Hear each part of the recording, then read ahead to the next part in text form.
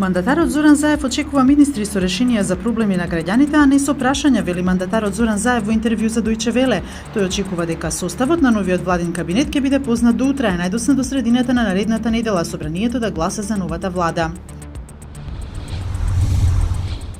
Синдикатот на Македонската дипломатска служба смета дека политиката на странски инвестиции која беше спроведувана од претходната влада на ВМРО-ДПМН е погрешна и предупредува дека доколку се продолжи со тоа ќе има, како што велат, страшни последици.